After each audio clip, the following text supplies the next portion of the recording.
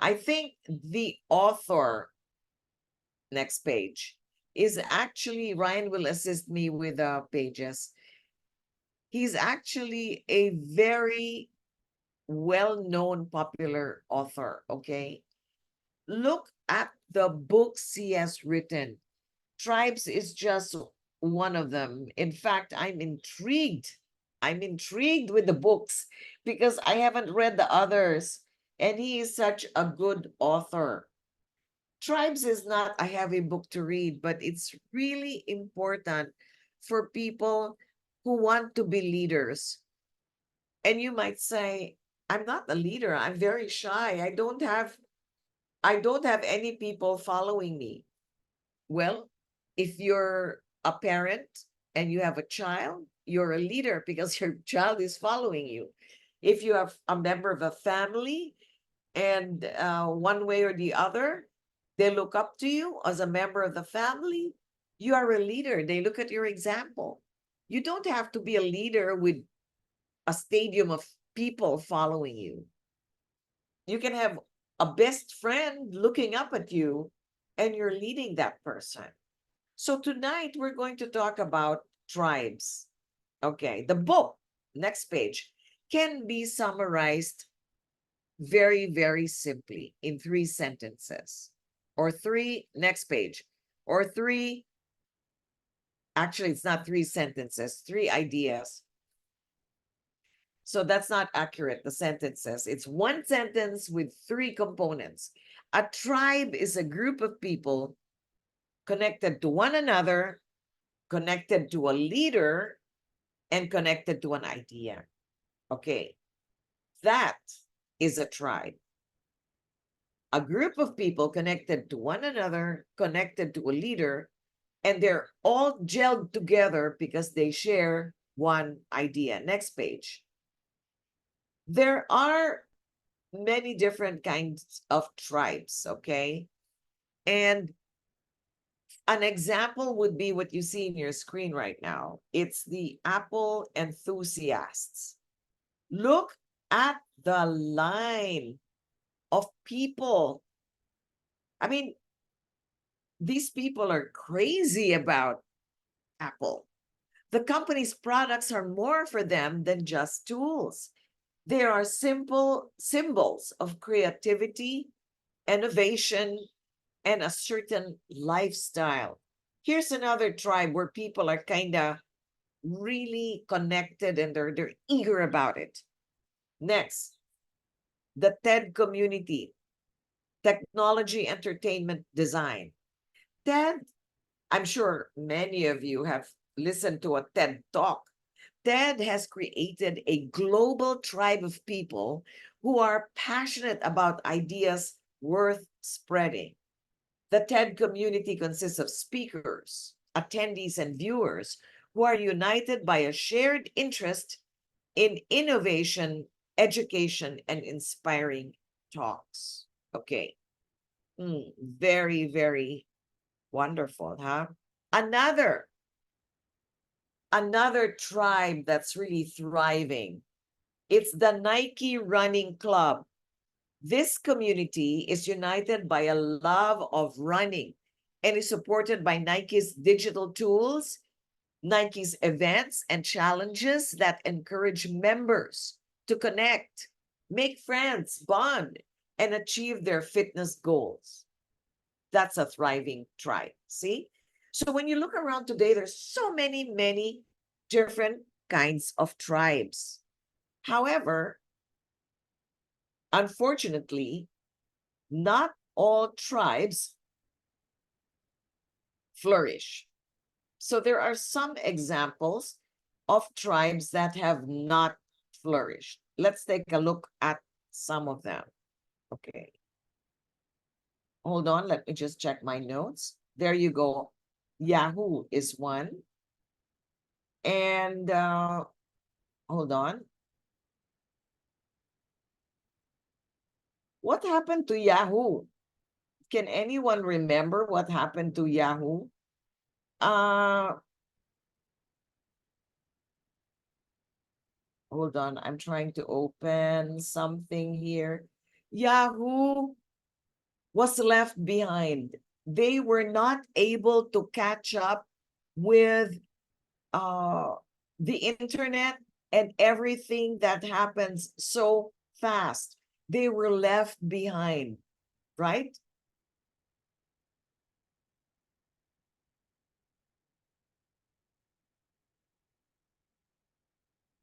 Let's look at it was a management fiasco and so many missed opportunities for Yahoo. Another is, you can see that, the BlackBerry. BlackBerry had a failure to innovate. BlackBerry's success was largely built on its secure email and messaging services. But the company failed to keep up with the touchscreen smartphone revolution, which was ushered in by iPhone and the Android devices we have today. Another inability to innovate and an inability to move forward. They were overconfident. BlackBerry underestimated the threat posed by competitors, and it was slow, very slow to adopt to new trends. Okay. Another tribe that disappeared, it just disappeared from the planet. Anyone remembers Kodak? Kodak suffered because of its resistance to change. Kodak was a leader in film photography, but it was very slow to embrace digital technology, even though it invented the first digital cameras back in 1975.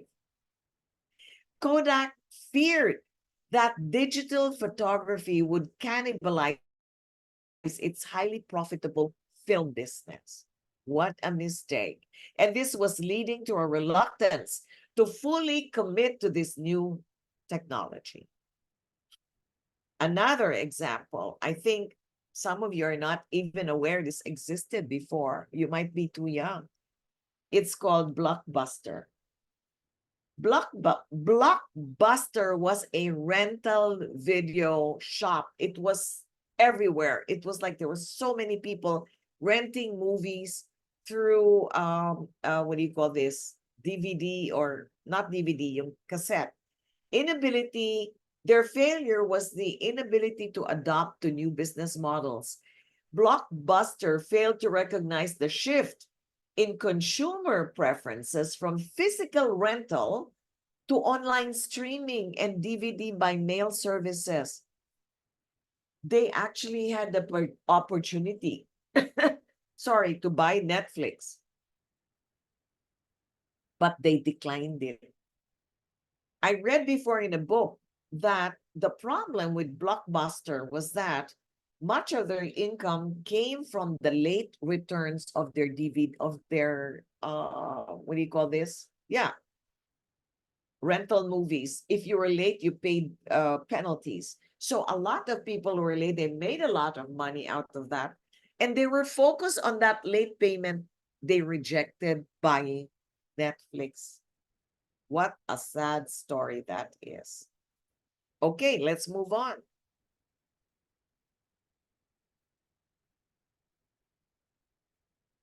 Here's a number 2 idea. A group needs only 2 things to be a tribe: a shared interest and a way to communicate. Next, but tribes need leadership. Sometimes one person leads, sometimes more than one. But the truth is, people want the connection. They want to be part of something. They want to belong to something. I mean, think about it yourself. You, as the way you are today, whether you're a leader, a student, a professional, an employee, do you want to be part? You want to be part of, of something that you believe in deeply. Next. Let's look at some key ideas from the book. So we covered the 3 ideas. Okay, here are more ideas from the book. The book has a lot of information. It's really juicy. It's not thick, but it's really worth it. Okay, here's one idea. Human beings can't help it. We need to belong. One of the most powerful of our survival mechanism is to be part of a tribe, to contribute and take from a group of like-minded people. We are drawn to leaders and to their ideas, and we can't resist the rush of belonging and the thrill of the new. Next,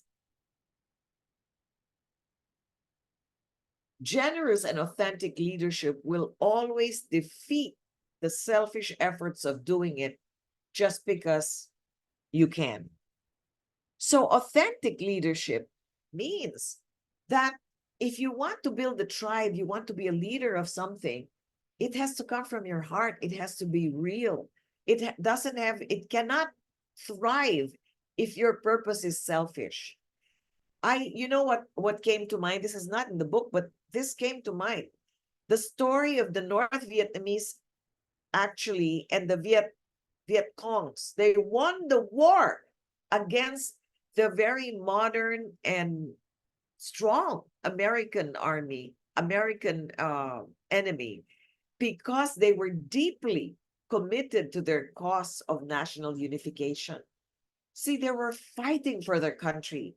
They felt it in their hearts. It wasn't they, even if they had sticks and stones, and the Americans had so much sophisticated weaponry, the Americans lost. This ideological commitment helped sustain their efforts even in the face of heavy losses. And eventually, imagine that they won against the Americans. Hard to believe. Next idea. Tribes are about faith, about belief in an idea and a community, and they are grounded in respect and admiration for the leader of the tribe and for all the other leaders and members as well. But I'd like to emphasize the admiration for the leader of the tribe. You see, as a leader of a tribe, and it can be any tribe, it can be your family that you're leading, it can be your high school that you're leading, it can be your street community that you're leading, it can be this business community like CCG that you're leading. But you've got to have that honesty, that integrity, that genuine concern for other members, for people to respect and admire you and follow you. Again, this word of integrity, of being genuine, that is what people follow. So it's about that kind of faith. Next, leadership is also about creating change that you believe in. Change. When I talked about the tribes earlier that had failed, let's just summarize their failure. They were not able to change at the right time, the timing. Maybe they were too late. Nelson Mandela was actually fighting for racial equality, reconciliation, and democracy. After 27 years in prison, he emerged as a leader who led to the dismantling of apartheid and his election as the first Black president of South Africa. This was a tribe leader who created massive change. Imagine being in prison for 27 years. Leaders make another idea about leadership. Leaders make a ruckus. What is a ruckus? Next page.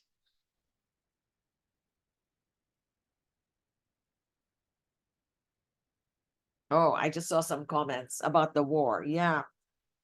According to Titus, he said that it was the French and the Americans that lost the war because they were fighting with an ideology, a deep-seated belief. And that's how tribes become strong and unbelievably huge. Okay. Leaders make a ruckus. Leaders make a lot of noise, activity, excitement. They're not quiet. They challenge prevailing attitudes. An example is Mahatma Gandhi. She was a key figure in the Indian independence movement. I'm sorry, he. In the Indian, I keep on saying she for Mahatma, but it's a he. In the Indian independence movement against the British colonial rule, his leadership was instrumental in organizing mass protests, boycotts, and civil disobedience campaigns. Noisy, a lot of movement, a lot of excitement, a lot of attention grabbing activities. Leaders do that. Another idea. In a battle between two ideas, the best one doesn't necessarily win. No, it is the idea that wins. No, the idea that wins is the one with the most fearless heretic behind it. There's a kind of courage. There's a kind of fearlessness and an ability to really step out from the crowd because you believe in something so deeply. It's not the best ideas. That's what the book said to win. It's usually the leader, the fearless heretic behind it. Next page. What people are afraid of isn't failure, it's blame and criticism. So here's the idea. Why aren't we stepping up as leaders? Because we're afraid to be blamed and criticized. Next. We choose not to be remarkable because we are worried about criticism. We're worried about being rejected and our self-esteem attacked, right? So if I get criticized for this, the question is, will I suffer any measurable impact? Ask those two questions. Will I lose my job? Get hit on the head with a softball bat? Or lose important friendships? The answer is no. You're not going to lose your job. You're not going to get hit on the head. You're not going to lose your friends. And yet, our feeling is usually very afraid of immeasurable impact. But analyze it. What stops us is our fear and our fear of rejection and being criticized. Next page. Another idea. A tribe that communicates more quickly with alacrity, next page, and emotion is a tribe that thrives. Okay, next page. Alacrity is the word. What does alacrity mean? It actually stands for a cheerful readiness, a promptness, an eagerness to communicate. Not slow, cheerful, eager, ready. That's what makes the tribe thrive. Next idea, another idea. Why is leadership so scarce? Next page. Because few people are willing to go through the discomfort required to lead. Loneliness at the top. The weight of decision making, the fear of failure. Here we go again. So people are afraid to lead. There's a discomfort. That's why it's so scarce. And that's why it is so sought. And that's why it is so rewarded to be a leader, because a few people are willing to step out to be a leader of a tribe. Next idea. The one path that never works is the most common one, doing nothing. Okay. We all heard that before. There is a difference between responding, reacting, responding. And the hardest thing to do is to initiate. The easiest thing to do is not to do anything. But this is a path that will almost always lead to failure. People that are afraid to change, eventually that is going to have a boomerang effect. You can also react, but reacting is just based on knee-jerk reaction. You don't think about it, you just react. Responding is more, you have more the ability to reflect, to think, and to evaluate. So responding is better than reacting. But the best is to initiate. Next page. Leaders who set out to give more are more productive than leaders who seek to get. Again, it's the idea of wanting to give more than to get. And the best example of such a leader is Mother Teresa. I think you all know her story. She devoted her life to serving the poor, the sick, and dying in the slums of Calcutta. She founded the Missionaries of Charity, which grew into a global organization dedicated to helping the most vulnerable people. She led a life of poverty, simplicity, and self-sacrifice, putting the needs of others above her own. But look, today she's a saint, revered by thousands and millions, 1 billion, even billions. But she was just a very simple sister. But because she was always willing to give more of herself, that made her a true leader, and she created a really powerful tribe of followers. Next. Oh, I covered this already. I think this is a duplicate of, there's a slide for it. The easiest thing is to react. The second easiest thing is to respond, but the hardest thing is to initiate. There, I talked about it earlier. Leaders initiate. Non-leaders, they prefer to do nothing or they react. Here's another thought that popped out in the book. Instead of wondering when your next vacation is, maybe you ought to set up a life you don't need to escape from. Think about that. Instead of wondering when your next vacation is, maybe you ought to set up a life you don't need to escape from. Meaning, when you enjoy what you do, you're passionate about it, it's not work, it's enjoyment, it's fulfilling. And I think that is the essence of what this is saying, is that whatever it is that you pursue in your life, because life is short, why don't you pursue something that you're challenged, you enjoy, you love? It's adding value to you, it's adding value to other people, because in that way it's not work and you don't need a vacation because you are living the life of your dreams. Okay, next.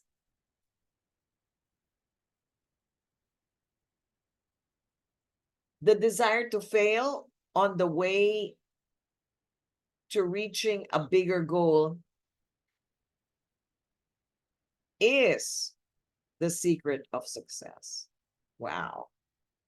Once again, you hear stories and stories and stories of people who were willing to fail, and they used their failure as a strategy to become successful. You know what comes to mind?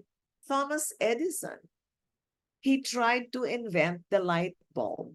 And it took him 10,000 failures before he finally got it right.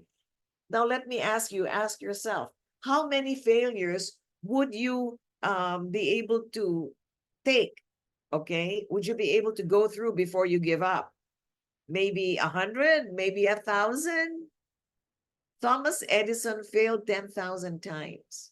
But you see, leaders like Thomas Edison, they actually don't think, they have a different paradigm of failure. They think differently of failure because what he said is that I never failed. Okay. I never failed. I just found 10,000 reasons why the light bulb will not work. And that is right too. It's just a different paradigm. So don't be afraid to fail. Use the failures as a way to learn and to be your stepping stone for success.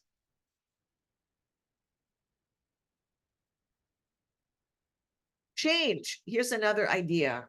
Next.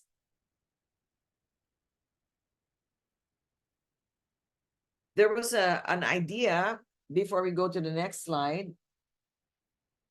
Change is almost change almost never fails because it's too early. It fails because it's too late. So when you feel and you sense and you see that it's time to change, don't postpone it. Do it now. Success has a do it now attitude. Procrastination is the death of what could be.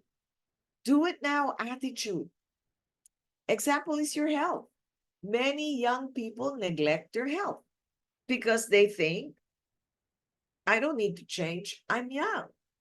So I can go on eating the wrong food, living a sedentary life, or not having enough hours of good sleep. But we know that even as a young person, you're already beginning to train your body in a way.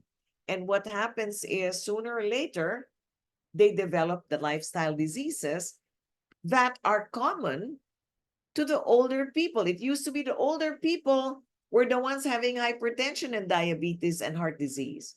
But now you have the young people, even in their 20s, because they just don't want to change. They're young, they're healthy. And what happens is they get sick too. Prevention is always better when it comes to health, and do it now is the best. So, another idea is caring is the key emotion at the center of the tribe. Caring, caring. Tribe members care what happens to their goals and to one another. It's a team. A real strong, thriving tribe, they care for each other. They're concerned about each other's needs, desires, successes, and it's like there's a strong bond of love and concern among all the members of the tribe. Next. I think I've come to the last slide for tonight. Let me just go through it a bit. Part of leadership. A big part of it actually is the ability to stick with a dream for a long time. Long enough that the critics realize that you're going to get there one way or another. So they follow. I was talking to someone. This is an idea I'd like to end up with, but discuss more. That the ability to sustain your vision and your leadership for a longer period of time, that is very admirable. Despite the setbacks, despite the distractions, despite the challenges, you're able to sustain it at a certain level of commitment and with alacrity and commitment and intensity. You sustain your leadership over a long period of time. That is very rare, but anyone can do it, and that is very sought after. People look up to that. No matter how they criticize you, when they see you doing the period of time, going through the period of time, and still fighting for your vision and your dream, wow, they can't help but follow you. You know, there's a there's a saying that is so important for people when they make a decision, when you're a leader, and those who are watching you, when you try to share with them a cause that you believe in and you want them to follow you, there's the fear of missing out. FOMO, fear of missing out, because they see how genuine you are, and over a period of time, they tell themselves, oh my God, I should have listened to this leader earlier, because look, the commitment is very, very inspiring. So let's take a look at some of those that faced so many challenges along the way, and over time people follow them, because you're going to be challenged as you become a leader and as you build your tribe. Steve Jobs faced many setbacks, including being ousted from the company he helped build, but he remained focused on his vision of creating user-friendly uh, computers, which led to the revolutionary products like the iPhone. Over time, Walt Disney faced many numerous business failures. Did you know that? He also went through a lot of financial difficulties before achieving success. Over time. In fact, when they were building Disneyland in Florida, which is Disney World, the first Disneyland was in California. That was a success.